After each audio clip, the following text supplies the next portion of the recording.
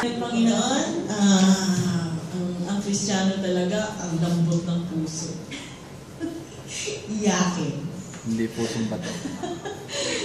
Rin ng Panginoon. Ako gusto ko lang ibahagi na ang post and pre-encounter ay paalala sa akin. Huwag na. Hindi rin. Isang malaking paalala kasi madalas ko mang sabihin, madami na akong na-attend na ganito, na yung first time na manggit ko na ito sa iba, ayoko. Kasi mayaman.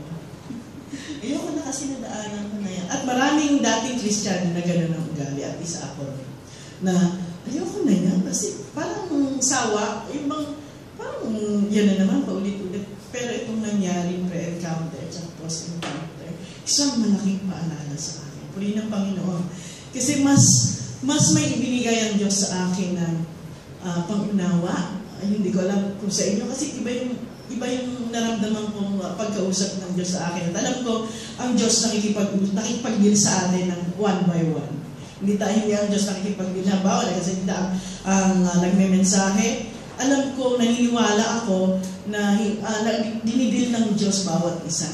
Kaya, ganun yung nangyari sa akin. Purihin ang Panginoon dahil itong prayer and post encounter ay isang malaking pag-angat ng yaman.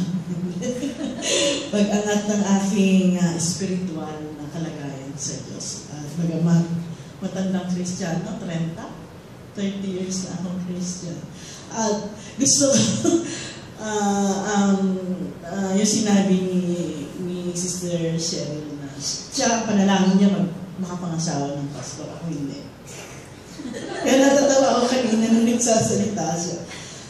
Totoo yun. Sa akin, kasi naging Christian ako, young people ako. Nakikita ko yung sistema. Hindi dahil gusto ko ng pastor, kasi hindi yun yung aking ayaw ko ng pastor dahil parang baliktad kami. Ako nakatingin sa financial. Kasi ang pastor sa Pilipinas, alam natin na mahirap. Lahat magsasacrifice, pati family, kasi yung pastor namin gano'n yung love gift niya sa church, ibinibigay niya para sa mga estudyante ng church. Kaya, pero nakita ko yung blessing ng Panginoon na maski saan pinag-i-speak siya, may love gift. Kaya lang, nakikita ko pa rin niya, pero ako ayoko talaga, ayoko mag-asawa ng pastor. Nung na-share ko na kay Pastora Ellen, kaya sabi niya, gusto ko pastor. Sabi ko, ako talaga ayoko, pero sabi nga, ang tigas kasi ng ulo ko. Kaya sabi ng Diyos, anong ayaw mo pastor? Ang bawa pang asawa mo, naging pastor, si pastor. Pero noon pa lang, hindi pa kami mag-asawa noon, nagsasabi na siya sa akin, gusto niya pumasok ng Bible school. At naudlot nga nung naudlot. Dahil nagkaroon kami ng 4 na anak, kailan lang siya sumunod si Panginoon. Pero pareho na kami, nung time na yan, pareho na kami gumagawa para sa Panginoon. At itong gawain na ito, dito ko nakita, parang bumalik ako sa dati na ang aking prayer na lang sa Diyos ngayon yung bumalik ako. Yung dating ako na siguro, kasi ang prayer ko noon madalas nangyayari sa church, young people ako noon, hindi ko nakikita yung pagkakamali ng iba.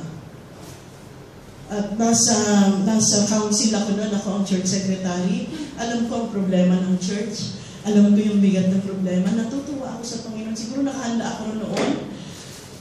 Hindi ganun kabigat sa akin yung mga problema na parang wala lang sa akin. Pero rin ng Panginoon. At hinihingi ko yan sa Panginoon na yun yung maranasan ko. Pag masama ang loob pag masama ang loob ko, at nandiyan kaya yung tao, ang tingin ko sa tao, tabo. Kasi ayaw kong maapektuhan yung aking pagtayo sa harap ng tao yun na i-distract ako. Pero purihin ng Panginoon. Ang aking panalangin ngayon yung patuloy na pagsunod sa Panginoon. At kanina naghahanap ako ng kodigo sa post-encounter. Nakalagay doon, paano tayong, ano yung mga ginagamit ng Diablo na sa ating sarili kung paano hindi tayo susunod sa Panginoon. Ginagamit ang tatlo yon, ginagamit yung ating mata, ikakasala tayo, tapos ginagamit siya ng diablo. Ang pangalawa ay laman, at yung huli, yung ating kayabangan. Kaya purihin ang Panginoon sa mga paalala at sa mga seminar. Sa akin seminar to. Natutuwa ako sa Panginoon kasi yung mga paalala na minsan akala natin tama ang ginagawa natin, pero pag may nagsasalita sa harap na nakakapag-reflect tayo at purihin ang Panginoon dahil may ganitong gawain. At ang aking panalangin, katulad ng sabi ni Sister Rachel kanina sa inyong magkapatid, napakalawak ng network niyo lalo si Sky. Ang aking panalangin, makilala mo ng gusto ng magkapatid ang Panginoon at kayo ang gamit. Hindi lang sa ibang tao, hindi sa pamilya. Purihin